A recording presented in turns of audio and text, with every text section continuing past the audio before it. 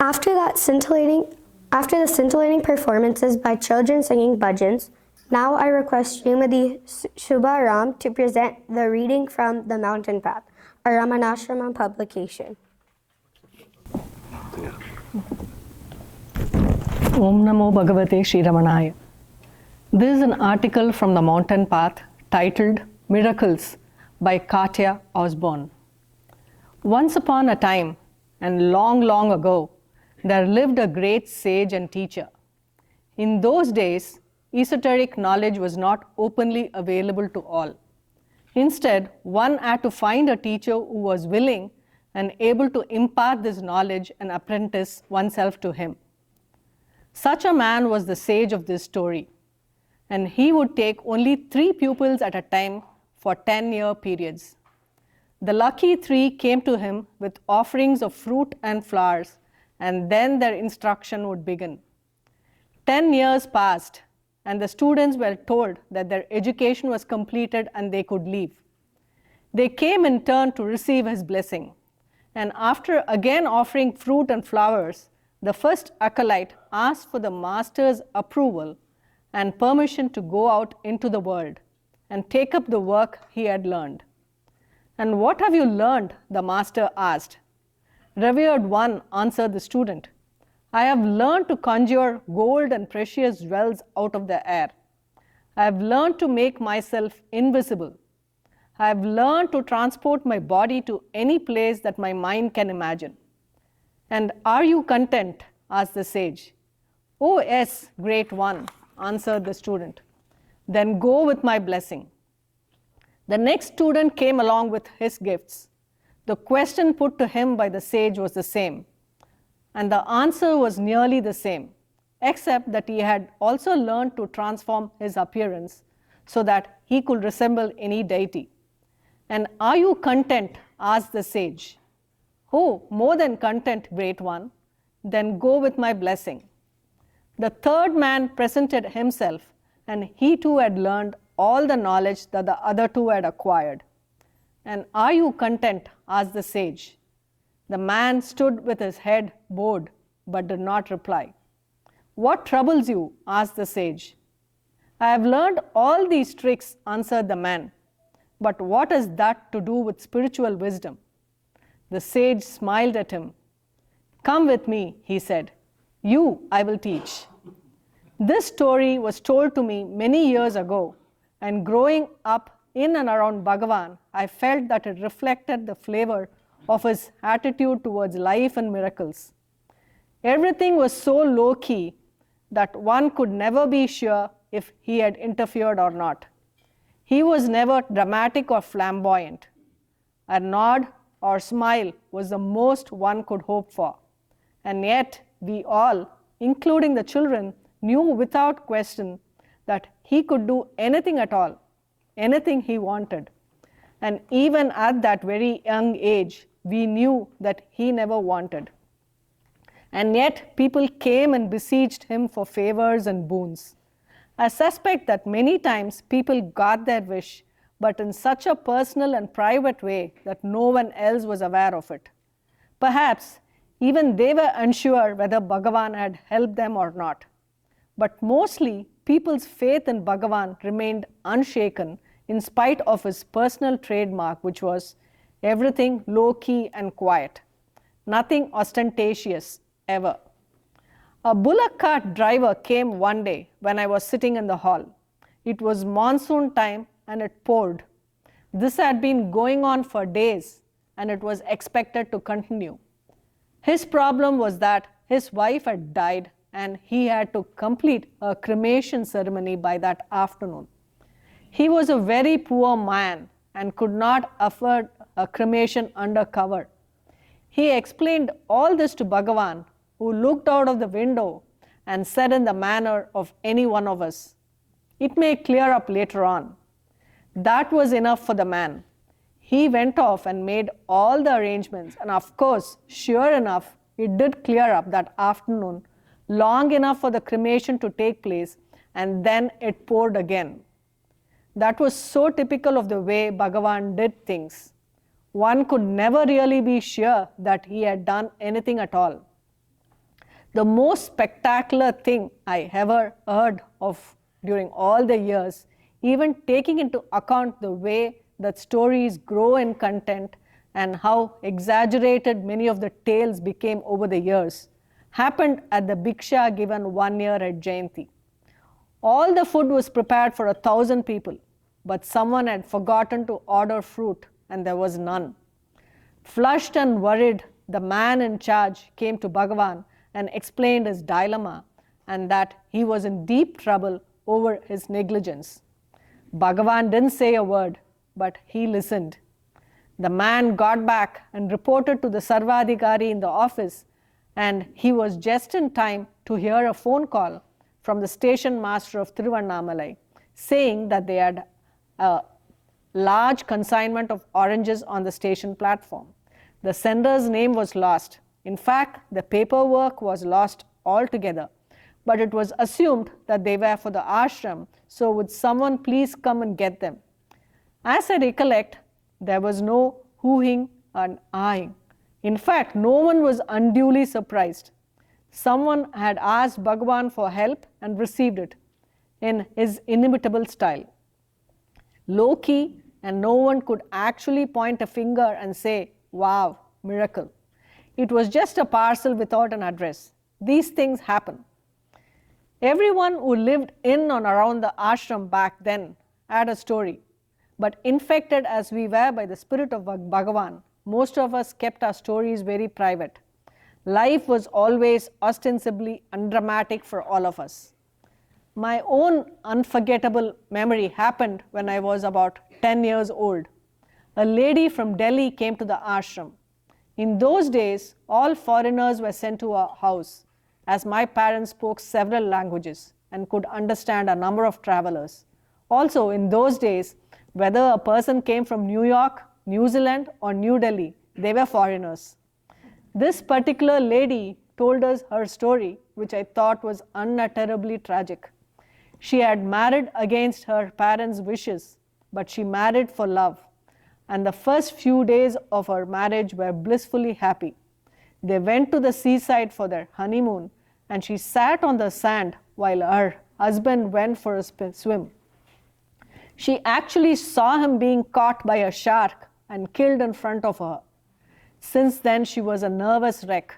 She then started a trek around all the ashrams and holy men of India. Why? She wanted to know.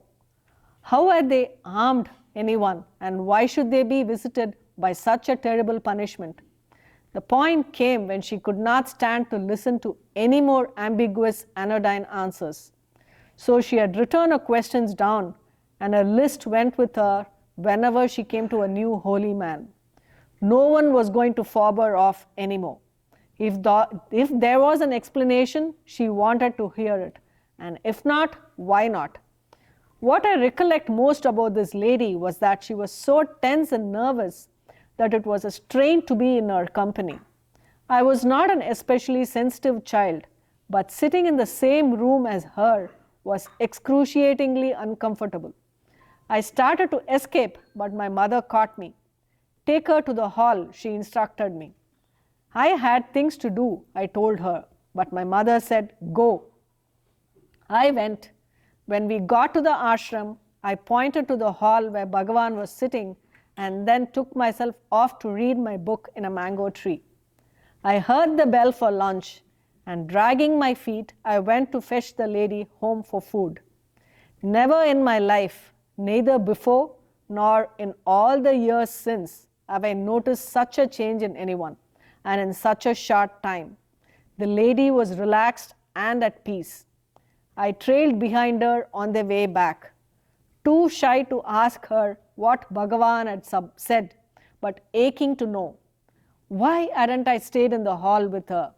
Whatever the words were that Bhagavan had spoken, they must surely be the most important in the world.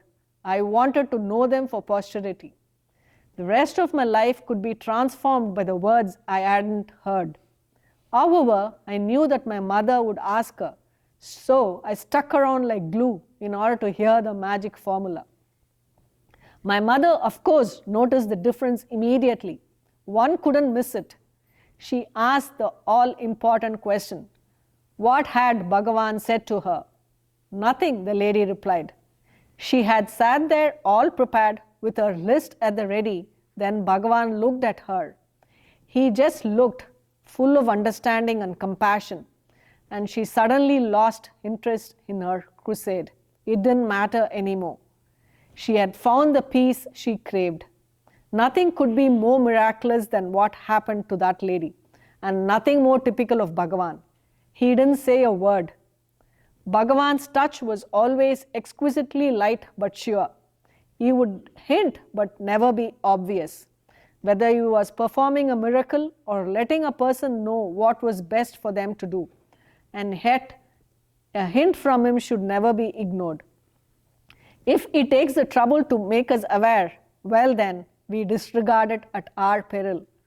When I was about 9 years old, I fought my mother on a daily basis on the business of brushing my hair. She wanted to, I didn't. The whole business became a major battle which reached crisis point. Left to its own devices, my hair resembled a haystack. One had to look at my feet to see which way I was facing.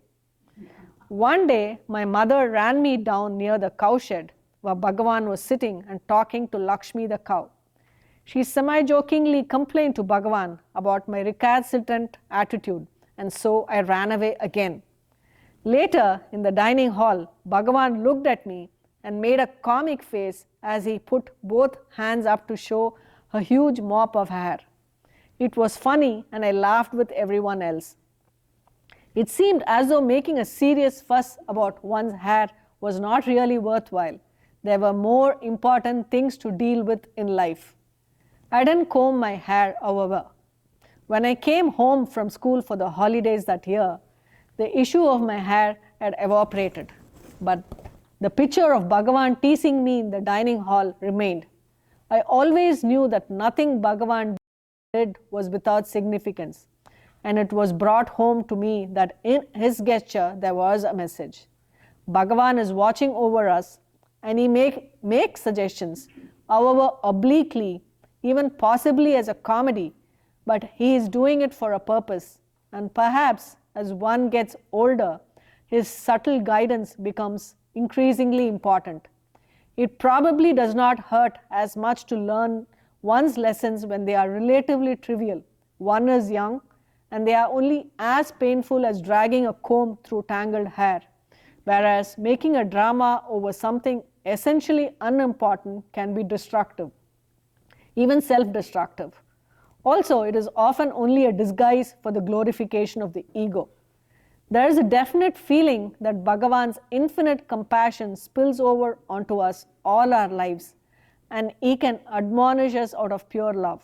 Sometimes the lessons are painful, but only he knows how much more excruciatingly agonizing our lives could be if we proceeded without the benefit of his help, or if we ignored it out of ignorance and hubris.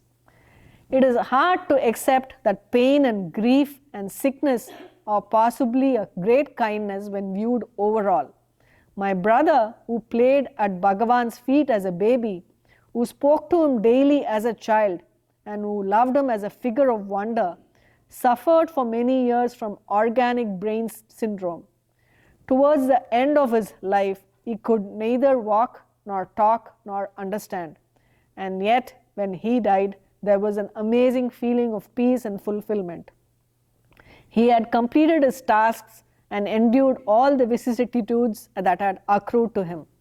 And he had done it in a compacted record time. It was hard for him to live through, but in his compassionate way, Bhagavan arranged things so that Adam hardly knew what was going on. Now it is over.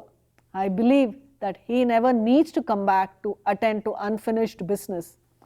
When Adam's condition started to deteriorate badly, we found it very hard to move him from place to place.